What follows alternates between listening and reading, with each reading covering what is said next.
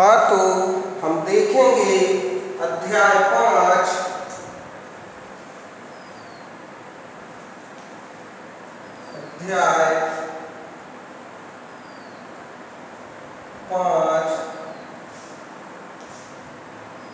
तत्वों का आवर्त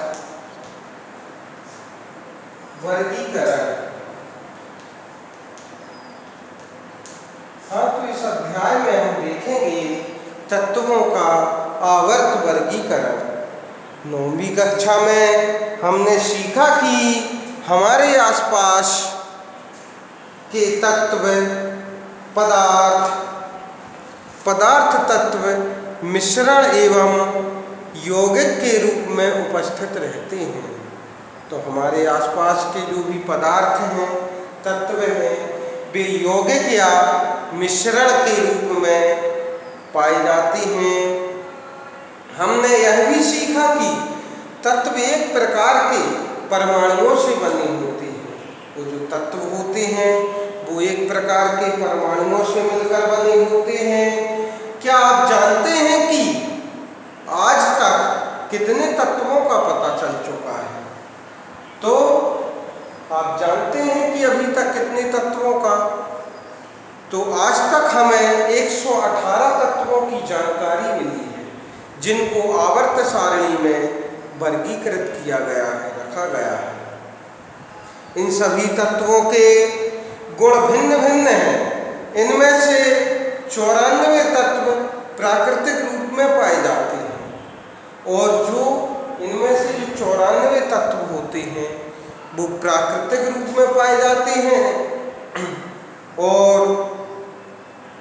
बाकी कृत्रिम रूप में बनाए गए हैं। जैसे जैसे विभिन्न तत्वों की खोज हो रही थी, वैज्ञानिकों ने इन तत्वों के गुणधर्मों के बारे में अधिक से अधिक जानकारी एकत्रित करने लगे। उन्हें तत्वों की इन जानकारियों को व्यवस्थित करना बड़ा ही कठिन लगा। उन्होंने इन गुणधर्मों में एक ऐसा प्रतिरूप ढूंढना आरंभ किया जिसके आधार पर इतने सारे तत्वों का आसानी से अध्ययन किया जा सके। अव्यवस्थित को व्यवस्थित करना और तत्वों के वर्गीकरण के प्रारंभिक प्रयास करना। हमने पढ़ा है कि कैसे विभिन्न वस्तुओं एवं प्राणियों को उनके गुणधर्मों के आधार पर वर्गीकृत किया जा सकता है। अन्य स्थितियों में भी हमें गुणधर्मों के आधार पर व्यवस्थित होने के उदाहरण मिलते हैं। तो बहुत सारे तत्व हैं, उन तत्वों को एक आवर्त बना के उसको विशेष रूप से व्यवस्थित करना, अलग अलग उनके गुणधर्म। जैसे दुकानों में साबुन को एक साथ एक स्थान पर रखा जाता है, जबकि बिस्कुटों को एक साथ दूसरे स्थान पर। यहाँ तक कि साबुनों में भी नहाने के साबुन को कपड़े धोने के साबुन से अलग रखा जाता है। इसी प्रकार वैज्ञानिकों ने भी तत्वों को उनके गुणधर्म के आधार पर वर्गीकृत करने के कई प्रयास किए, ताकि अव्यवस्थित को व्यवस्थित किया जा सके। सबसे पहले ज्ञात तत्वों को धातु एवं अधातु में वर्गीकृत किया गया। जैसे जैसे तत्वों एवं उनके गुणधर्मों के बारे में हमारा ज्ञान बढ़ता गया, वैसे वैसे उन्हें वर्गीकृत करने के प्रयास किए गए। तो क्या होता है कि जब 118 तत्वों को खोजा गया तो उनको अलग अलग वर्गों में बांटने के लिए, उनके अलग अलग गुणधर्मों को बांटने के लिए, उनके बारे में जानकारी प्राप्त करने के लिए उनको अलग अलग वर्गीकृत करना आवश्यक पड़ा। तो सबसे पहले सभी वैज्ञानिकों ने अपनी अपनी अवधारणा दी गई है। तो एक वैज्ञानिक थे डेवो राइनर, त्रिक नियम। तो सन 1817 में जर्मन रासायनिक वैज्ञानिक वुल्फगांग डेवोराइनर ने सामान्य गुण धर्म वाले तत्वों को समूहों में व्यवस्थित करने का प्रयास किया। तो सामान्य गुण धर्म वाले तत्वों को एक समूहों में व्यवस्थित करने का प्रयास किया। उन्होंने 3-3 तत्व वाले कुछ समूहों को चुना और उन समूहों को त्रिक कहा, मतलब 3-3 तत्वों के समूह बनाए और उन समूहों को त्रिक कहा गया। डेवोराइनर ने बताया कि त्रिक के तीनों तत्वों को उनके परमाणु द्रव्यमान के आरोही क्रम पर बीच वाले तत्वों का परमाणु द्रव्यमान अन्य 2 तत्वों के परमाणु द्रव्यमान का लगभग औसत होता है। उन्होंने देखा कि 3 तत्वों को देखा और बीच वाला जो परमाणु है पहले और लास्ट वाले तत्वों के दोनों के परमाणु द्रव्यमान का औसत द्रव्यमान लगभग बराबर होता है। उदाहरण के लिए लिथियम, सोडियम और पोटेशियम। लिथियम को लिया, सोडियम को लिया और पोटेशियम को लिया, ठीक है।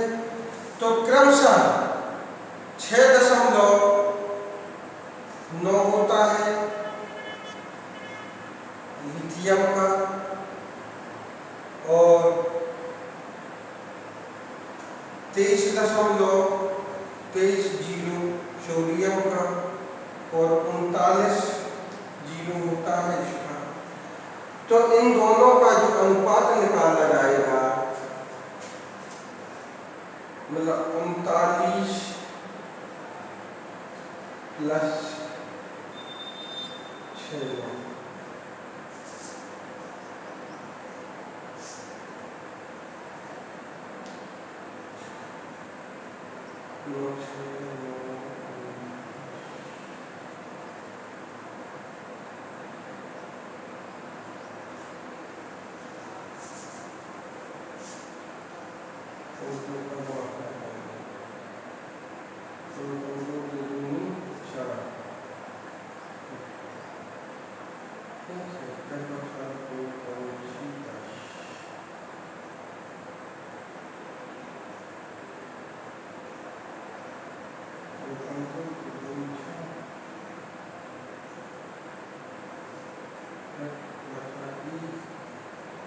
तो लगभग इस दोनों को जोड़ के इसका जो औसत आएगा वो लगभग सोडियम के परमाणु के बराबर होता है।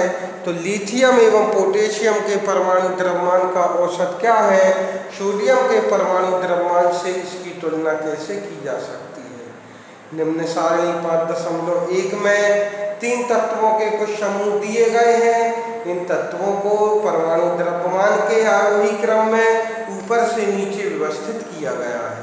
क्या आप बता सकते हैं कि इनमें से कौन सा समूह डेवोराइनर त्रिक बनाता है। तो आप देखेंगे कि समूह बी तथा समूह सी डेवोराइनर त्रिक बनाते हैं। डेवोराइनर उस समय तक ज्ञात तत्वों में केवल 3 त्रिक ही ज्ञात कर सके, इसलिए त्रिक में वर्गीकृत करने की यह पद्धति सफल नहीं हो पाई, क्योंकि उस समय जो इसमें से थे कुल 3 त्रिक नियम बना पाए थे वैज्ञानिकों ने। इस कारण से यह नियम सफल नहीं हो पाया। फिर आया न्यूलैंड का अष्टक नियम। डेवोराइनर के प्रयासों ने दूसरे रासायनिक वैज्ञानिकों को तत्वों के वर्गीकरण का उनके परमाणु द्रव्यमान के साथ संबंध स्थापित करने के लिए प्रोत्साहित किया। सन 1866 में अंग्रेज वैज्ञानिक जोन्स न्यूलैंड ने ज्ञात तत्वों के परमाणु द्रव्यमानों के आरोही क्रम में व्यवस्थित किया। उन्होंने सबसे कम परमाणु द्रव्यमान वाले तत्व हाइड्रोजन से आरंभ किया तथा 56वें द्रव्यमान थोरियम तक इसे समाप्त किया। उन्होंने पाया कि प्रत्येक 8वें तत्व का गुणधर्म पहले तत्व के गुणधर्म के समान है उन्होंने इसकी तुलना संगीत के 8 अष्टक से की थी और इसलिए इसे अष्टक सिद्धांत भी कहा जाता है। इसे न्यूलैंड का अष्टक सिद्धांत के नाम से जाना जाता है। न्यूलैंड के अष्टक में लिथियम सोडियम के गुणधर्म थे। सोडियम लिथियम के बाद 8वां तत्व है। इसी तरह बेरिलियम एवं मैग्नीशियम में अधिक समानता है। न्यूलैंड के अष्टक के मूल रूप एक भाग सारणी 5.3 में दिया गया है। तो जो न्यूलैंड नामक वैज्ञानिक थे उन्होंने देखा प्रत्येक तत्व का 8वां जो तत्व होता है वो पहले तत्व से मिलता है। उन्होंने संगीत के 7 स्वरों से उन्होंने इसकी तुलना की। सा रे गा मा पा दा नी और फिर सा आ गया, तो मतलब 7 है और 8वां जो तत्व है वो पहले तत्व से मिलता है। तो इस प्रकार उन्होंने देखा और इस आधार पर उन्होंने तत्वों को वर्गीकृत किया। ऐसा देखा गया कि अष्टक का सिद्धांत केवल कैल्शियम तक ही लागू होता था, क्योंकि कैल्शियम के बाद प्रत्येक 8वें तत्व का गुणधर्म पहले तत्व से नहीं मिलता था। न्यूलैंड ने कल्पना की कि प्रकृति में केवल 56 तत्व विद्वान हैं तथा भविष्य में कोई अन्य तत्व नहीं मिलेगा, लेकिन बाद में कई नए तत्व पाए गए जिनके गुणधर्म अष्टक सिद्धांत से मेल नहीं खाते थे। तो न्यूलैंड ने बताया कि 56 तत्व ही पाए जाएंगे, मतलब 56 तत्व विद्वान हैं और भविष्य में कोई तत्व नहीं मिलेंगे, लेकिन भविष्य में बहुत सारे नए तत्वों की खोज हुई और इस फिर आगे जो तत्व मिले वो न्यूलैंड के अष्टक सिद्धांत से मेल नहीं खाते थे। अपनी सारणी में तत्वों को समाहित करने के लिए न्यूलैंड ने 2 तत्वों को एक साथ रख दिया, कुछ असमान तत्वों को एक साथ रख दिया गया। क्या आप सारणी 5.3 में ऐसे उदाहरण ढूंढ सकते हैं? ध्यान दीजिए, कोबाल्ट तथा निकेल एक साथ में है तथा उन्हें एक साथ इसी स्तंभ में रखा गया जिसमें फ्लोरीन, क्लोरीन एवं ब्रोमीन है। यद्यपि इसकी गुणधर्म उन दोनों तत्वों से भिन्न है, तो आयरन को कोबाल्ट एवं निकेल से दूर रखा गया जबकि उनके गुणधर्म समान है। मतलब कुछ तत्व ऐसे थे सारणी में जिनको एक साथ रखा गया जिनके गुणधर्म नहीं मिलते हैं, इसलिए यह सिद्धांत ज़्यादा समय तक ठीक से लागू नहीं हो पाया और मान्य नहीं था अधिक समय तक।